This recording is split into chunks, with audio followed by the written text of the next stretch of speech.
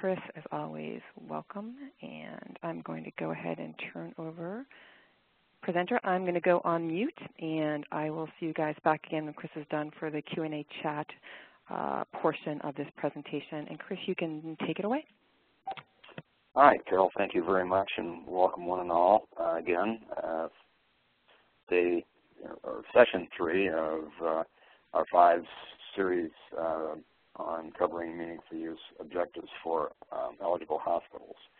Today we're going to address 1 core and 4 menu objectives, and as Carol mentioned, it's on interoperability and exchanging data outside of the actual hospital with a third party. So first we'll cover, again, for those of you who haven't maybe attended the first several sessions, some general constructs within the meaningful use program, and starting with the fact that for eligible hospitals for stage 1, there are 24 objectives that have been identified, and these have been sort of categorized across the 5 health outcome priority areas that were identified early in the high-tech program. And those 5 are improving quality, safety, and efficiency, and that's a key one, obviously, for CMS. The engaging patients and families in their health care, trying to involve more the patient in their own health care administration. Being consistent and compatible with privacy and security issues, along with HIPAA, making sure that because it's electronic personal health information that it has security about it and privacy. And then one that we're hitting on today, improving care coordination, very much a focal point of today's objectives, as is the improving population and public health. So those 2 are going to get touched upon today, but they're objectives that kind of slot into those outcome areas. The objectives are, as we've covered, classified as either core or menu. In core, there are 14 core objectives, and the core objectives have to be met by the hospitals in order to qualify for the EHR incentive payments. And we'll see in a moment how that differs from the menu items. But again, there are 14 of these, and we'll touch upon one of those 14 today. There are 10 menu sets, so okay, 14, 10, 24. Those are the total. The hospital and so eligible hospitals and critical access hospitals both can participate. Those sets of hospitals are able to defer or select for deferral 5 of the 10 menu objectives. Of the remaining 5, they must select 1 minimally that has been identified as improving population and public health. So one of the remaining 5 has to be population and public health priorities. So we'll see examples of those today. So the objective details that we're going to go through, we're going to talk about the objective itself, a description of it, how it's worded in the final rule, the measure associated with that particular objective. So in other words, how do you know as a hospital that you are, quote, compliant with that objective? How do you measure it, if you will? And then finally, are there any opportunities to exclude yourself from meeting that objective? And this is different than deferring. So you can defer 5. You have 5 remaining. If you can exclude yourself from one of those 5 remaining, then you in essence only have to meet the compliance requirements of the 4 that are left. So again, hopefully that's understood, that you first defer 5, and then if you can or have the option to, or your patient population is such that you're not, don't have that patient population to meet that objective, you can exclude yourself. All right. Let's look at the types of measures that you need to meet in order to be compliant. Several of these today will have a yes-no attestation type of objective. And obviously, if you're going to attest, you have to be able to say yes to an objective that has that type of measure. And so we'll see examples of those today. Secondly, there are measures that are a computation based upon typically patient population, and the patient population can be either those patients whose records are exclusively maintained using certified EHR technology, or all patients seen or admitted during an EHR reporting period, regardless of whether all those patients' records are maintained in a certified EHR.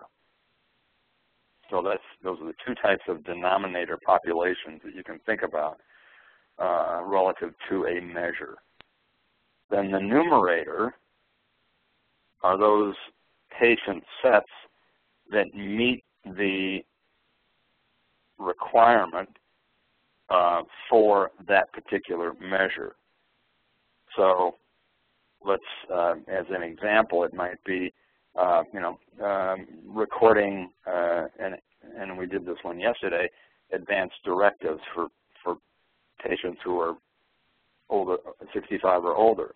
So if we've done that, then they would be included in the numerator, and then the denominator would be the entire set of patients who are 65 or older.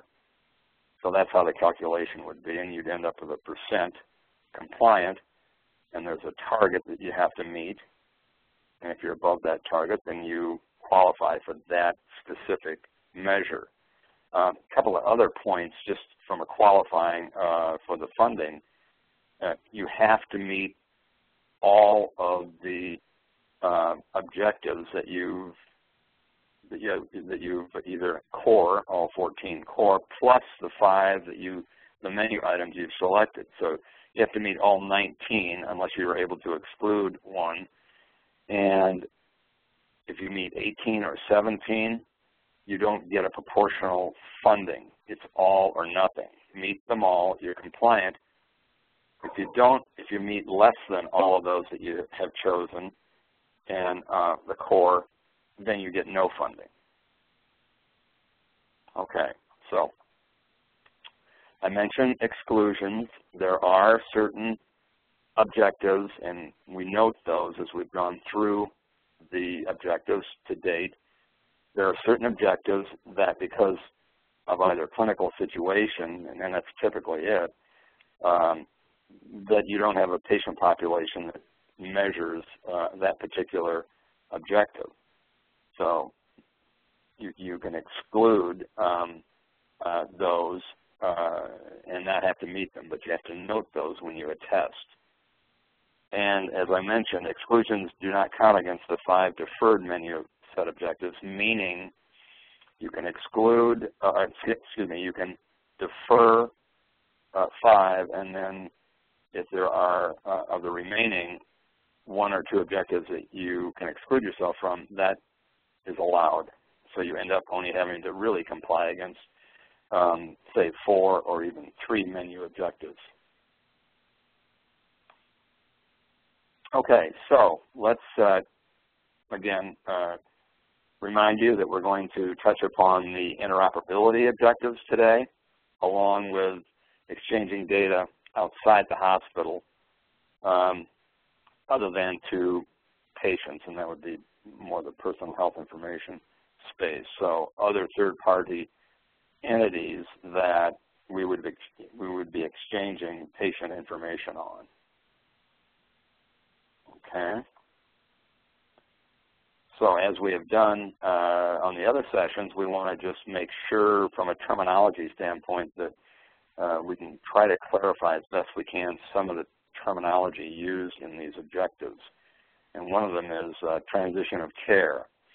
And that really is a movement of a patient from one clinical setting to another, and typically not within a hospital, because you're moving within the same framework, probably of the same EHR system, first of all. And so you're moving from say a hospital to, as we cite here in examples, an ambulatory primary care practice or specialty practice. It could be to a long-term care facility or home health or a rehabilitation facility. But you're moving from that setting of, let's say, eligible hospital or critical access hospital to another setting. Would qualify as a transition of care situation. Public health agency, and here it can be either at the Department of Health level, it could be a tribal organization within a Indian organization, or state or even lower level governmental agency could be functioning as a public health agency. Diagnostic test results. Again, we'll be touching upon an objective that mentions diagnostic test results. So what's meant? Examples can include, blood or microbiology type of tests, urinalysis, pathology, radiology. You can see the list here. Cardiac imaging, pulmonary function tests. Those all would be under the banner of some kind of diagnostic test result that gets exchanged. All right, continuing on our definitions, different legal entities. And this is important when we get to the exchange of clinical information. So they're either separate legally, they have separate boards, not a common ownership, in other words. And so this is important as we look at one of the specific objectives today. The use of distinct certified EHR technology. So the fact that the technologies, they must be certified and operate independently from the other entity's EHR. So if you have a separate instance of a certified EHR, but there's a common database used in order to gain certification, that would not qualify as a distinct certified EHR technology. However, if you have certified technology that link to a common uncertified system or component, that could be and is considered distinct. And the key thing here is that you're on really a different EHR technical platform and database, and then you can qualify as using a distinct EHR from an interoperability perspective. And finally, exchanging clinical information must be sent between different legal entities with distinct certified EHR technology. So it's not between organizations that share a certified EHR technology. That wouldn't qualify as an exchange of clinical information. Excuse me. Distinct technologies, you have to be able to achieve certification and operate independently of the other certified product.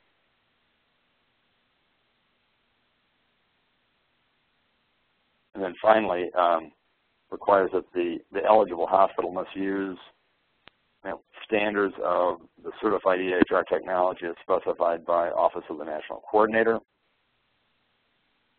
not the capabilities of uncertified or other vendor-specified alternate methods for exchanging clinical information.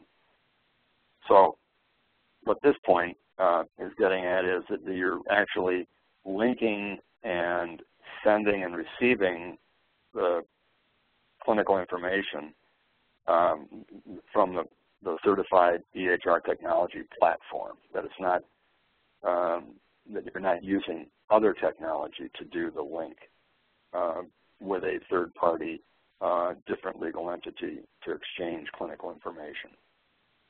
But the certified EHR has to be involved.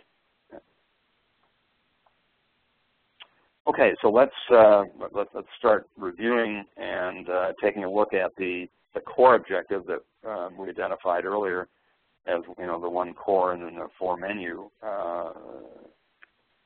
objectives that we'll cover today, and that is exchange of clinical information. This is one of the base objectives within the whole program. You know, care coordination is critically dependent on being able to exchange clinical information.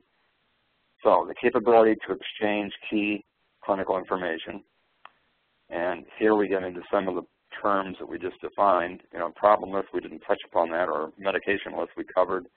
Medication allergies we covered on a prior objective. Diagnostic test results, and we just referenced that in the definition.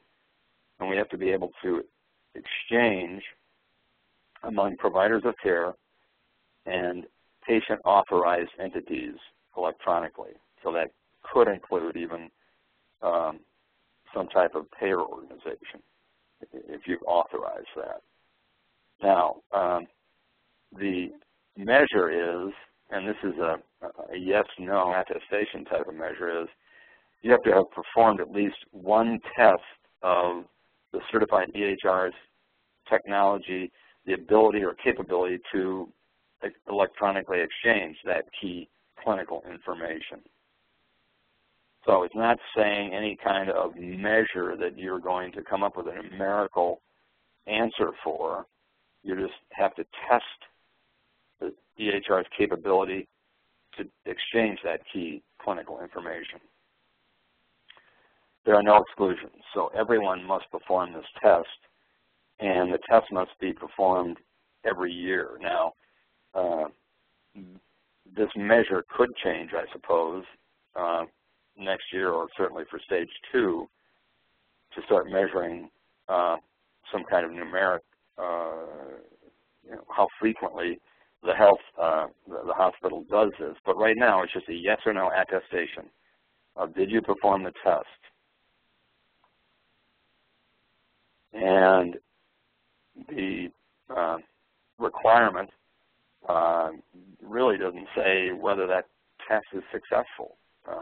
But you can see attestation requirements, just yes, no. And they perform that test during the EHR reporting period. So let's get some additional points that may be helpful in understanding the nuts and bolts of this objective. Must involve the transfer of information to another provider of care with a distinct certified EHR. So those definitions that we covered earlier come into play on this particular objective. So it has to have, with another provider of care, has a distinct EHR, and that the other system has capability of receiving the information. You can't simulate the transfer of information. However, you can use test information about a fictional patient, and that is perfectly acceptable to qualify or to meet the requirement of this particular objective. If the clinical information, it needs to be available in a structured format, it should be transferred in that structured format. However, it is acceptable to transmit it in an unstructured format and still qualify. And you can also be able to conduct a test, and the test may not be successful from the standpoint of the receiver being able to populate all of the data successfully. But if the connection's been made and transmission of data has occurred, then from the hospital's perspective, that test complies with the requirement of conducting the test once during the reporting period. Okay, some additional information as well. The providers can use their own judgment on what clinical information is key or relevant. There was an example of that we showed diagnostic test results, medication list, problem list, etc. But you wouldn't necessarily have to include all of that.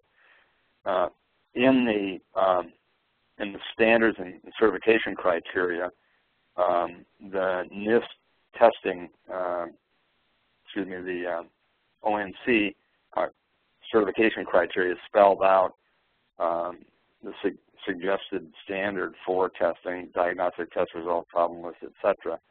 Under the 170.306F, and that then gets incorporated in how the certified software is tested to make sure that it can handle those types of transmissions. The test of the hospital continues to exchange data past the initial test. I mean, if you're successful, they're encouraging, they're encouraged the hospital to continue to continue transmissions. But you don't. That's not part of the eligibility. But you're obviously encouraged to do that, to do that transmission of the clinical information. And the test would have to be conducted yearly. We already mentioned that. And that could change, as I said. They may put some type of numeric qualifier about that as well. But right now, they're just saying that you need to be able to prove that you can transmit each year to qualify. Okay, so now let's move on to one of the four menu objectives, and that is being able to provide information on transitions of care. So, excuse me, you need to be able to provide to another provider, the hospital does, provide summary care record for each transition of care, or if it's a referral. And so the measure here, and this is a computed measure as opposed to yes or no attestation, is that the patient, when they're transmitted and when they're transitioned to another care setting, that a summary care record is provided more than 50% of the time for those transitions of care or referrals. And there are no exclusions for this menu objective. So let's take a look and understand a bit more about this requirement. So the number of transitions of care would be the denominator and referrals. So you'd add those together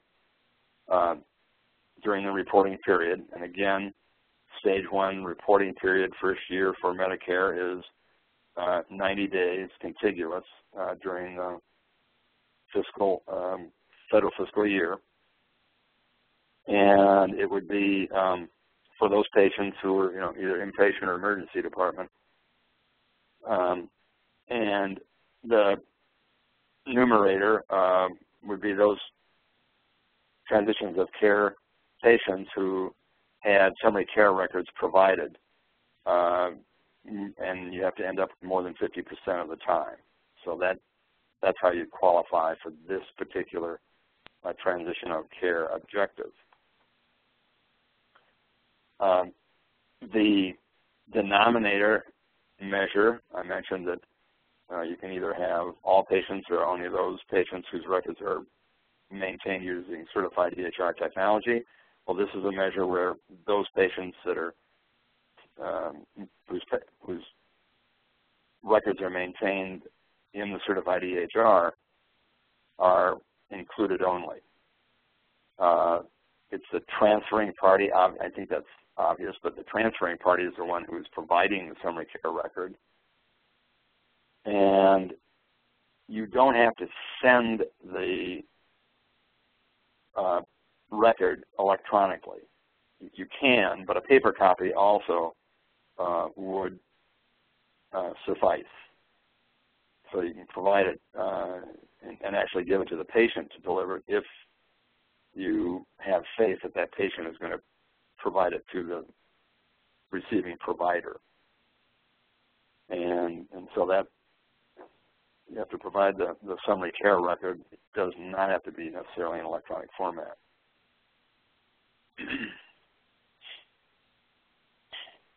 So if for some reason the transfer in the receiver, the summary care record would not be needed by the receiving provider, then that patient wouldn't be included in the calculation of this metric. So there would have to be a determination: is that summary care record needed to be provided for the receiving provider? If for some reason it's felt that it's not of value, then the patient would be excluded from the computation. Okay. The next menu objective has to do with immunization registries. And so this would be one of the population and public health requirements or objectives that, remember we said, the hospital has to choose one of those in its selection of menu items. So this is one of those that they could select. So they have to have the capability to submit electronically immunization information, and they have to submit it to immunization registries, or they've further defined it into immunization information systems, and actually submit according to applicable law and practice. So there may be at the state level, the requirement that they would have to actually submit. Now, what's the measure? The measure is they have to perform a test. So very similar to the clinical exchange, they have to perform a test of their ability to transmit out of their certified EHR the immunization registry information. And if the test is successful, and they need to be able to continue submission of actual information on an ongoing basis. And the qualifier here is, or the exclusion is, that if there are no immunization registries that you can submit to who are able to receive information electronically, you can exclude out of this particular requirement or objective. So this is one where, depending on the situation in your state, typically, where you'd have these immunization registries, if they don't have the capability to even conduct a test against and therefore receive the information, you can exclude yourself.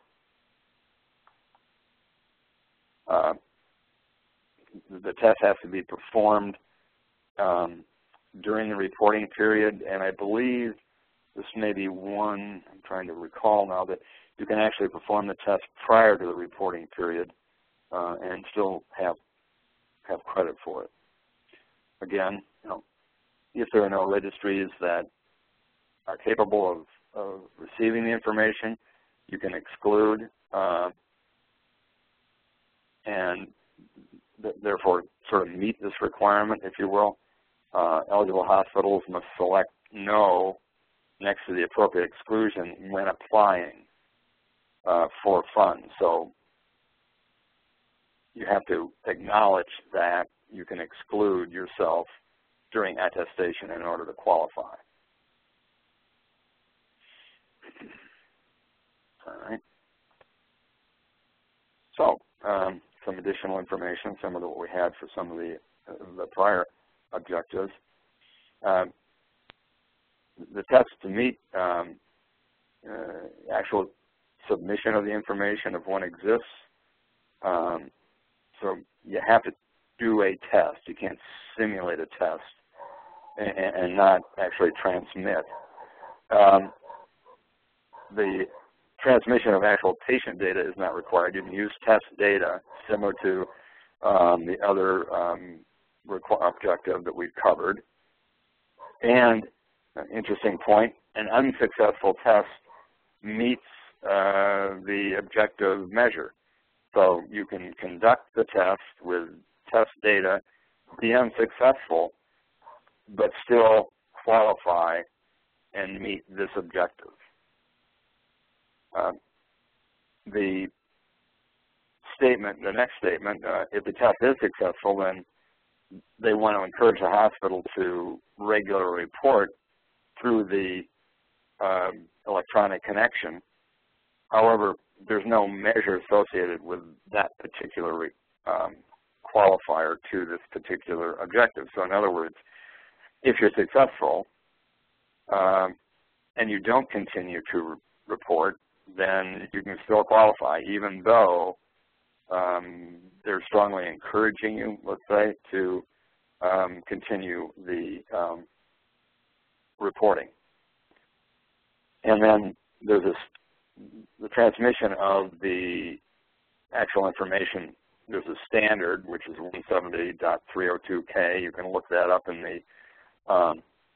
the standards and implementation final rule, and that references, I think, an HL7 immunization standard transmission that you need to follow in order to be compliant.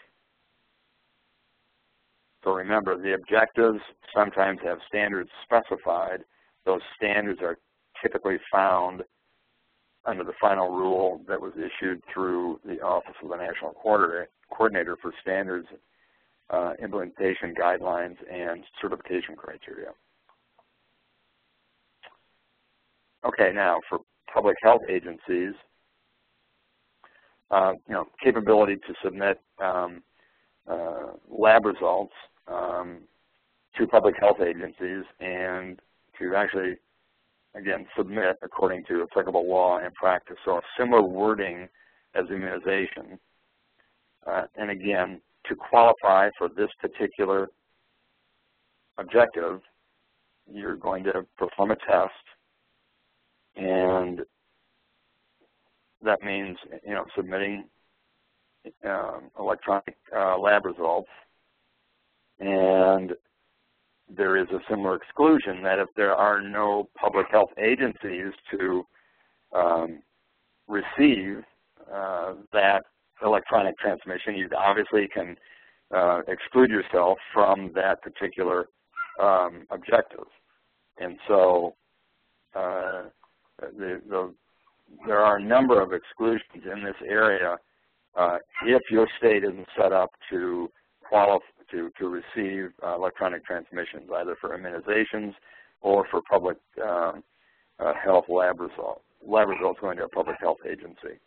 So let me define and I think we covered this prior, that we have a attestation yes or no, so there's no metric that we have to measure numerically here. We just are stating that did we conduct this test, and the exclusion, if you have no health agency able to take lab results in, that you can exclude yourself, and you'd have to, again, during attestation to CMS, state no to the appropriate exclusion in order to satisfy the requirement of this particular objective. So let's take a look at some additional information on this particular objective. Very similar, that the test to meet this measure involves you have to submit to a public health agency that you can't simulate that test to, say, an internal server that would be kind of mirroring a public health agency. You have to submit actual transmission to the health agency. And you can use test data, again, that's perfectly acceptable. And likewise, with the other requirements or the other objectives, an unsuccessful test is okay. It's still, if you're transmitting to a public health agency, attempting to, but the test is unsuccessful for some reason, then that is acceptable as far as meeting the requirement of conducting this test. And again, if you're successful, strong encouragement to continue regular reporting the lab results to the public health agency. However, if you don't, there's no commensurate measure that would say then you fail to meet this objective. They're just strongly encouraging you to. Okay, I believe this is one of our final menu items that fall underneath the public health information submission, and that is syndromic surveillance information. And so this has to do more, if you want to think of it as kind of outbreaks of certain types of disease in a location and reporting that to the appropriate public health agency. Similar wording where you're going to measure the capability to submit and then actual submission of that information according to the applicable state or local law and practice. You're going to perform at least one test of this ability to transmit this type of information to the appropriate public health agency, and follow-up submission of tests if successful. Similar exclusion where if no public health agency has the ability to receive such a transmission, that you're going to be able to exclude this particular objective by stating no. And we'll again see that, how you do that in a moment. The testing is yes, no attestation, whether you conducted the test, and you can actually have conducted the test prior to the reporting period. That is acceptable. I mentioned the exclusion. Public health agencies unable to accept this type of information that you can exclude, and you'd have to do that in a positive way by when you are attesting to CMS that you have to indicate no next to the appropriate exclusion.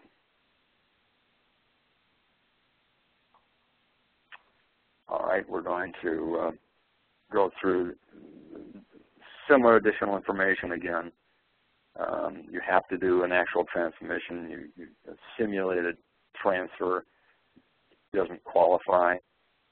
The transmission, certainly they actually encourage the use of some type of test information and fictitious patient, or at least allow it.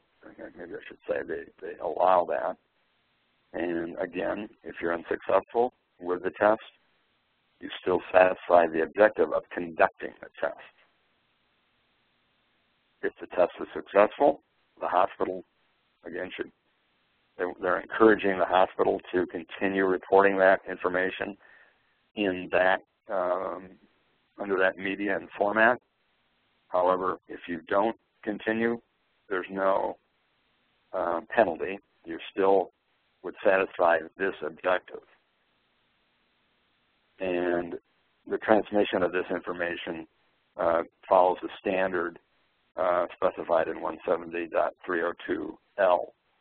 And that can be found, that standard can be found in the final rule, Federal Register final rule for standards, implementation guidelines, and certification criteria.